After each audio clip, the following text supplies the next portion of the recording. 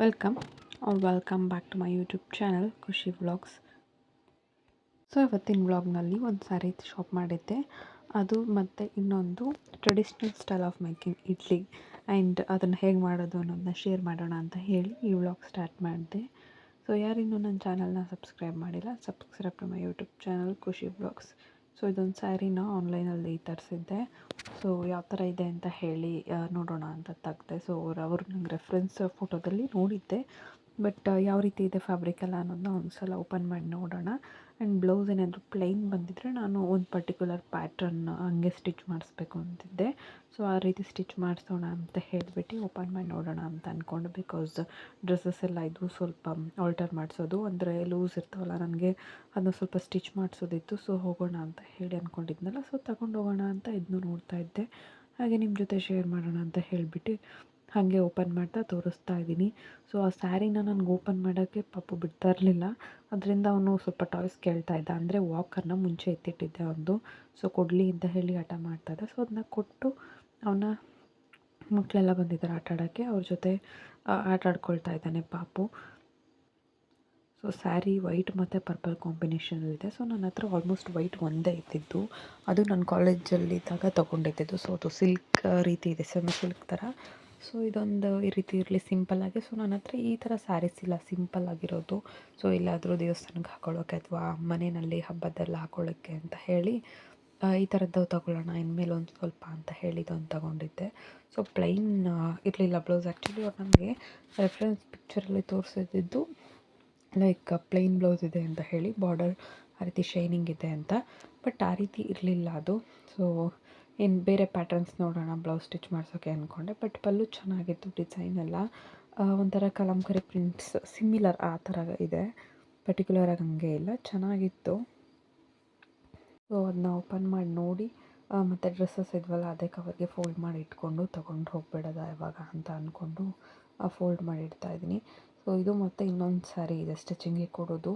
So ಆ ಸ್ಯಾರಿ ಏನು ತೋರಿಸ್ತಾ ಇಲ್ಲ, ಅದನ್ನು ಎರಡನ್ನೂ ಹೊಲಿಸಿದ್ದಾದಮೇಲೆ ಪ್ಯಾಟರ್ನ್ಸ್ ಯಾವ ರೀತಿ ಇದೆ ಅಂತ ಹೇಳಿಬಿಟ್ಟು ತೋರಿಸ್ತೀನಿ. ಪ್ಯಾಟರ್ನ್ ಬ್ಲೌಸ್ ಕಲೆಕ್ಷನ್ ಮಾಡೋ ಥರ ಅನಿಸಿದೆ, ಬಿಕಾಸ್ ಏನಂದರೆ ವರ್ಕ್ ಮಾಡಿಸೋದ್ಕಿಂತ ರೀತಿ ಪ್ಯಾಟರ್ನ್ಸ್ ಸ್ಟಿಚ್ ಮಾಡಿಸಿದ್ರೆ ಚೆನ್ನಾಗಿ ಕಾಣ್ತವೆ ಅಂತ ಅಂದ್ಕೊಂಡು ಈ ಪ್ಯಾಟರ್ನ್ ಸ್ಟಿಚ್ ಮಾಡೋಣ ಅಂತ ಹೇಳಿರ್ತಿರ್ತಾ ಇದ್ದೀನಿ. ಸೊ ಸ್ಯಾರಿ ಕಲರ್ ಕಾಂಬಿನೇಷನ್ ಚೆನ್ನಾಗಿದೆ. ವೈಟ್ ನನ್ನ ಹತ್ರ ಆಲ್ಮೋಸ್ಟ್ ಇರಲಿಲ್ಲ, ಇದೆ ಸೆಕೆಂಡ್ ಒನ್ ನನ್ನ ಹತ್ರ ವೈಟ್ ಸ್ಯಾರಿ. ಸೊ ಇದನ್ನ ಇವಾಗ ಎತ್ತಿಟ್ಟಿದ್ದಾಯಿತು. ಆ್ಯಂಡ್ ಇವಾಗ ಪಾಪನ ಸ್ವಲ್ಪ ಹೊತ್ತು ಆಟ ಆಡಿಸಿ ಆ್ಯಂಡ್ ಇವಾಗ ಟಿಫನ್ಗೆ ಸ್ವಲ್ಪ ಚಪಾತಿ ಮಾಡೋದಿದೆ. ಇದೇ ರೀತಿ ಇಡೀ ದಿನ ಏನಾಯಿತು ಅನ್ನೋದನ್ನು ನಾನು ಈ ವ್ಲಾಗ್ನಲ್ಲಿ ಶೇರ್ ಮಾಡ್ತಾ ಇದ್ದೀನಿ. ಸೊ ಪಾಪು ವಾಕರ್ನ ಎತ್ತಿಟ್ಬಿಟ್ಟಿದ್ದೆ, ಬಿಕಾಸ್ ಅವನು ಜಾಸ್ತಿ ಯೂಸ್ ಮಾಡ್ತಿರ್ಲಿಲ್ಲ ಅಲ್ವಾ, ಇವಾಗ ಅವನೇ ಓಡಾಡ್ತಾನೆ ಅಂತ ಹೇಳಿ. ಸೊ ಮನೆ ಎಲ್ಲ ಸ್ವಲ್ಪ ಕ್ಲೀನ್ ಮಾಡ್ತಾಯಿದ್ವಿ, ಅವಾಗ ನೋಡ್ದ ಅವನು. ಸೊ ಕೊಡಲಿ ಅಂತ ಹೇಳಿ ಹಠ ಮಾಡ್ದ. ಸೊ ಇವತ್ತು ಕೊಟ್ಟಿದ್ದಕ್ಕೆ ಆಟ ಆಡ್ತಾ ಇದ್ದಾನೆ. ಕೊಟ್ಟಿದ್ರೂ ಇವತ್ತೇನಾಗಿದೆ ಅಂದರೆ ಮನೆಯಲ್ಲಿ ಅಡಿಕೆ ಎಲ್ಲ ತೊಗೊಂಡು ಬಂದುಬಿಟ್ಟು ಇವತ್ತು ಮನೆಯಲ್ಲೇ ಇಟ್ಟಿದ್ದಾರೆ. ಸೊ ಅದರಿಂದ ಸ್ಪೇಸ್ ಸ್ವಲ್ಪ ಕಂಜೆಸ್ಟೆಡ್ ಆಗಿದೆ. ಹೊರಗಡೆ ಬಿಟ್ಟರೆ ರೋಡ್ನಲ್ಲಿ ಓಡಿಬಿಡ್ತಾನೆ, ಅದರಿಂದ ಬೇಡ ಹೊರಗಡೆ ಗಾಡಿ ಕೊಡೋದು ಅಂತ ಹೇಳಿಬಿಟ್ಟು ಒಳಗಡೆನೇ ಇರಿಸ್ಕೊಂಡಿದ್ದೀನಿ. ಅವನ್ನ ಮಲಗಿಸಿ ಆಮೇಲೆ ಚಪಾತಿ ಮಾಡೋಣ ಅಂತ ಬಂದೆ. ಚಪಾತಿ ಮಾಡಿದ್ದಾಯಿತು, ಬಟ್ ಆಮೇಲೆ ಇನ್ನು ಸ್ವಲ್ಪ ಮಾಡಬೇಕು ಅಂತ ಹೇಳಿದರು, ಅದರಿಂದ ಮತ್ತೆ ಮಾಡೋಣ ಅಂತ ಬಂದೆ. ಅದು ಕಲಸಿದ ತಕ್ಷಣ ಚಪಾತಿ ಮಾಡಿದ್ರಿಂದ ಅದು ಹಿಟ್ಟು ನೆಂದಿರಲಿಲ್ಲ, ಸೊ ಶೇಪ್ ನೀಟಾಗಿ ಬರ್ತಿರಲಿಲ್ಲ.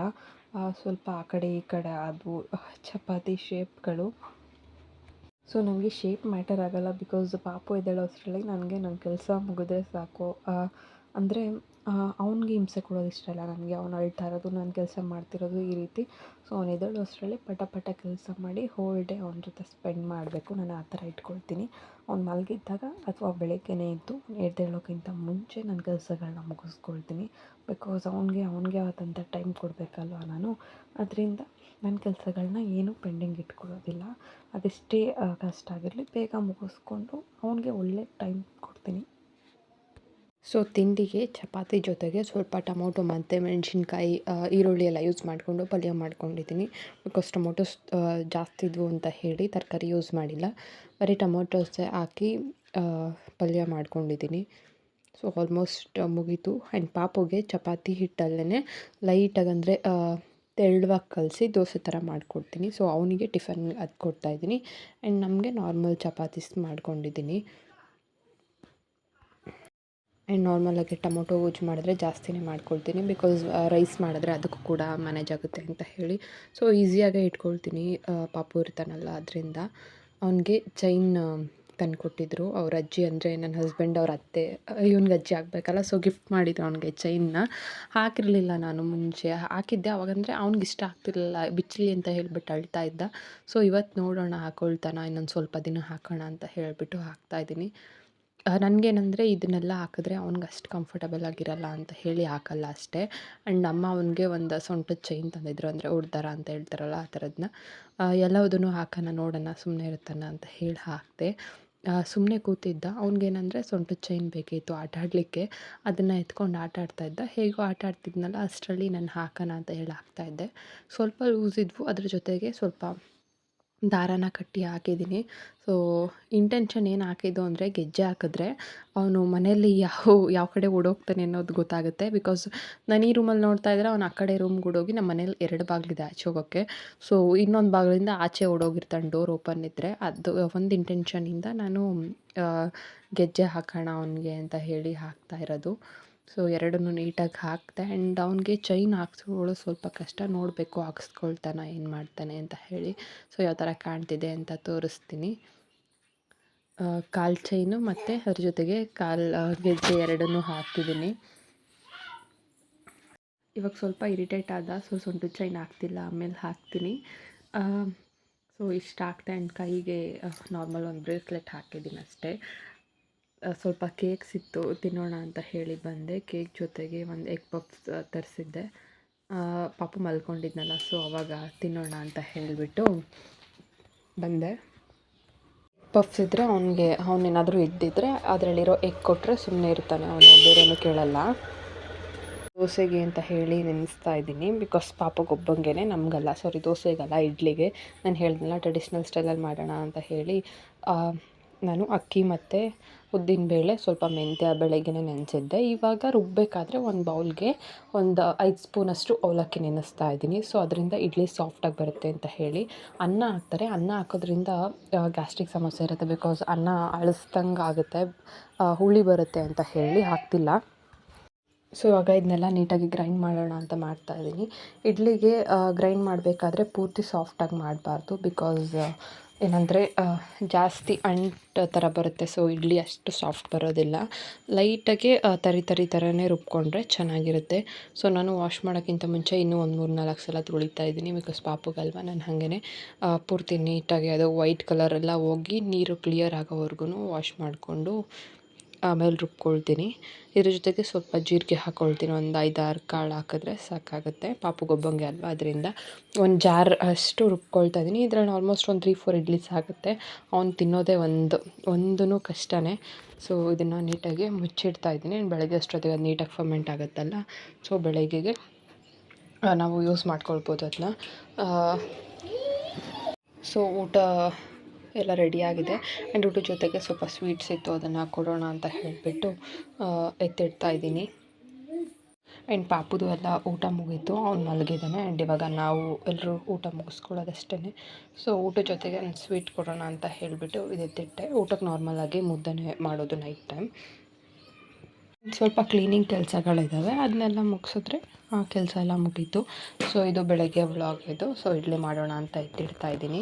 ಒಂದು ಪಾತ್ರೆಗೆ ಬಟ್ಟೆ ಕಟ್ತಾ ಇದ್ದೀನಿ, ಅಂದರೆ ಅರ್ಧ ನೀರು ಇಟ್ಬಿಟ್ಟು ಆಮೇಲೆ ಬಟ್ಟೆ ಕಟ್ಟಬೇಕು. ಒಂದು ಕ್ಲೀನ್ ವೈಟ್ ಬಟ್ಟೆ ಕಟ್ಟಬೇಕು, ಬೇರೆ ಕಲರ್ ಕಟ್ಟಬೇಡಿ. ಎಲ್ಲ ನೆನೆಸ್ಬಿಟ್ಟು ಕಟ್ಟಬೇಕು, ಬಿಕಾಸ್ ಪಾತ್ರೆ ಬಿಸಿ ಇರುತ್ತಲ್ಲ, ಅಕಸ್ಮಾತ್ ಜಾಸ್ತಿ ಫ್ಲೇಮ್ ಆದರೆ ಸುಟ್ಟಂಗೆ ಅನಿಸುತ್ತೆ ಬಟ್ಟೆ. ಸೊ ನೆನೆಸಿ ಕಟ್ತಾಯಿದ್ದೀನಿ ನಾನು. ಅದನ್ನು ನೀಟಾಗಿ, ಅಂದರೆ ಟೈಟಾಗಿ ಕಟ್ಟಬೇಕು ಬಟ್ಟೆಗೆ. ಸೊ ನಾನು ಇದರಲ್ಲಿ ಒಂದು ಕಾಲು ಅಥವಾ ಅರ್ಧ ನೀರು ಎತ್ತಿಟ್ಕೊಂಡು ಸ್ಟವ್ ಹಚ್ತಾ ಇದ್ದೀನಿ ಇವಾಗ. ಸೊ ಪಾಪುಗೆ ಅಂತ ಅಲ್ಲ, ನೀವು ಒಂದು 3-4 ಮಾಡ್ಕೊಳ್ಳೋದಾದರೆ ಇದರಲ್ಲಿ ಈಸಿಯಾಗಿ ಮಾಡ್ಬೋದು. ಬಿಕಾಸ್ ಪಾತ್ರೆಯಲ್ಲಿ ನಾರ್ಮಲಾಗಿ ಜಾಸ್ತಿ ಪ್ಲೇಟ್ಸ್ ಬಂದಿರುತ್ತಲ್ಲ, ಸೊ ನಮಗೆ ಕಡಿಮೆ ಕ್ವಾಂಟಿಟಿನಲ್ಲಿ ಬೇಕಿದ್ದಾಗ ಈ ರೀತಿ ಮಾಡ್ಕೊಳ್ಬೋದು. ಸೊ ಬಟ್ಟೆನ ಟೈಟಾಗಿ ಕಟ್ಕೊಳ್ಬೇಕಾಗತ್ತೆ, ಅಲ್ಲಿ ಅದು ಪ್ಲೇಟ್ ಶೇಪ್ನಲ್ಲಿ ಬರಬೇಕು ಮೇಲೆ. ಸೊ ಹಿಟ್ಟು ತೋರಿಸ್ತೀನಿ ಯಾವ ರೀತಿ ಫರ್ಮೆಂಟ್ ಆಗಿದೆ ಅಂತ ಹೇಳಿ. ನಾನು ರಾತ್ರಿಯೇ ಗ್ರೈಂಡ್ ಮಾಡಿಟ್ಕೊಂಡಿದ್ನಲ್ಲ ಅದೇ ಹಿಟ್ಟು. ಇದಕ್ಕೆ ನೀವು ಬೇಕಿದ್ದರೆ ಉಪ್ಪು ಹಾಕಬೇಕು, ನಿಮ್ಮ ಟೇಸ್ಟ್ ತಕ್ಕಂತೆ ಹಾಕಿ. ಸೋಡಾ ಹಾಕೋಕ್ಕೆ ಹೋಗ್ಬಿಡಿ, ಬಿಕಾಸ್ ನೀಟಾಗಿ ಬಂದಿರುತ್ತೆ, ಅದು ಫರ್ಮೆಂಟ್ ಆಗಿರುತ್ತಲ್ಲ, ಸೋಡಾ ಹಾಕೋ ಅವಶ್ಯಕತೆ ಇರೋದಿಲ್ಲ. ಸುಮ್ಮನೆ ಗ್ಯಾಸ್ಟ್ರಿಕ್ಸ್ ಆಗುತ್ತೆ, ಹೊಟ್ಟೆ ಒಂಥರ ಉದ್ದಂಗೆ ಅನಿಸುತ್ತೆ. ಅದರಿಂದ ನಾನು ಸೋಡಾ ಯೂಸ್ ಮಾಡಲ್ಲ ಇಡ್ಲಿಗಾಗಲಿ ದೋಸೆಗಾಗಲಿ. ಈಗ ನಾನು ತೋರಿಸ್ತಾ ಇದ್ದೀನಲ್ಲ ಹಂಗೆ ಕಟ್ಟಿದ್ದೀನಿ ಆ್ಯಂಡ್ ಮೀಡಿಯಮ್ ಫ್ಲೇಮ್ನಲ್ಲಿ ಇಟ್ಕೊಂಡಿದ್ದೀನಿ. ಇವಾಗ ನಾನು ಇದಕ್ಕೆ ಯಾವ ಥರ ಮಾಡೋದಂತ ತೋರಿಸ್ತೀನಿ. ಹಾಕೋಕ್ಕೆ ಮುಂಚೆ ಅದಕ್ಕೆ ಸ್ವಲ್ಪ ನೆನೆಸ್ಕೊಳ್ಬೇಕು. ಆ ಬಟ್ಟೆ ಏನು ಕಟ್ಟಿರ್ತೀವಲ್ಲ ಅದಕ್ಕೆ ಸ್ವಲ್ಪ ನೀರು ಹಾಕ್ಕೊಳ್ಬೇಕು. ನೀರು ಹಾಕಿದ್ದಾದಮೇಲೆ ಆ ಪ್ಲೇಟ್ ಅಂದರೆ ಅದು ಎಷ್ಟು ಹಿಡಿಯುತ್ತೆ ಅಷ್ಟು ಇಡ್ಲಿ ಬ್ಯಾಟರ್ನ ಹಾಕಬೇಕು. ನಾನು ಒಂದು ಚಿಕ್ಕ ಸೌಟ್ನಲ್ಲಿ ಒಂದು 3 ಸಲ ಹಾಕ್ತಾಯಿದ್ದೀನಿ. 3 ಸಲ ಹಾಕಿ ನೀಟಾಗಿ ಅದೆಲ್ಲ ನೀಟಾಗಿ ಕೂರೋಂಗೆ ಮಾಡಿ ಮೇಲ್ಗಡೆ ಏನಾದರೂ ಒಂದು ಲಿಡ್ ಮುಚ್ಚಬೇಕು. ನೀವು ಬೇಕಿದ್ದರೆ ಇದಕ್ಕೆ ಕ್ಯಾರೆಟ್ ಅಥವಾ ನಾರ್ಮಲಾಗಿ ತುರ್ದು ಹಾಕ್ತೀವಲ್ಲ ಕ್ಯಾರೆಟು, ಸಬ್ಸಿಗೆ ಸೊಪ್ಪು ಎಲ್ಲದನ್ನು ಆ ಥರ ಹಾಕಿ ಕೂಡ ಇಡ್ಲಿ ಮಾಡ್ಬೋದು, ಚೆನ್ನಾಗಿ ಬರುತ್ತೆ. ಸೊ ಇದನ್ನು ಒಂದು 3-4 ಮಿನಿಟ್ಸ್ ಅಷ್ಟರಲ್ಲೇ ರೆಡಿ ಆಗುತ್ತೆ. ಜಾಸ್ತಿ ದಪ್ಪ ಮಾಡಬೇಡಿ, ತೆಳ್ಳಗೆ ಇರಲಿ. ಇವಾಗ ನಾನು ಅದೇ ಮೇಲೆ ಮುಚ್ಚಿದ್ದಿದ್ದು ಲೆಗ್ನೆ ತೊಗೊಂಡು ಇದ್ರ ಮೇಲೆ ಮುಚ್ಚಿದ್ದೀನಿ. ಸೊ ನೋಡ್ಬೋದು ನೀವು ಯಾವ ಥರ ಬಂದಿದೆ ಅಂತ ಹೇಳಿ. ಇದಿನ್ನೂ ಸ್ವಲ್ಪ ಬೇಯಬೇಕು, ಮಧ್ಯದಲ್ಲಿ ಕಾಣ್ತಾ ಇದೆಯಲ್ಲ ನಿಮಗೆ, ಇನ್ನೂ ಸ್ವಲ್ಪ ಹಿಟ್ಟು ಥರ ಇದೆ. ಸೊ ಅದು ಬೆಂದಿದ್ದಾದಮೇಲೆ ಇಡ್ಲಿ ರೆಡಿ ಆಗುತ್ತೆ. ಸೊ ನಾನು ಇದನ್ನೇನು ಉಲ್ಟಾ ಮಾಡೋ ಅವಶ್ಯಕತೆ ಇಲ್ಲ, ನಾರ್ಮಲ್ ಇಡ್ಲಿ ಥರನೇ ನೀಟಾಗಿ ಬೇಕಿದ್ರೆ ಇಡ್ಲಿ ರೆಡಿ ಆಗುತ್ತೆ. ಇದಾಗುತ್ತೆ ಅವತ್ತಿನ vlog. Thank you for watching my video.